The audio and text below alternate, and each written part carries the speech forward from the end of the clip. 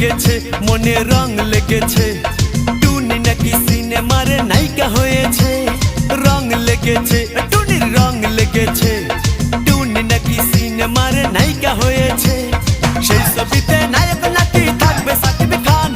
ছবিটার নাম নাকি তুমি আমার জান টুনির জ্বালায় এবার আমার যাবে রে প্রাণ রং লেগেছে মনে রং লেগেছে টুনি নাকি সিনেমার নায়িকা হয়েছে।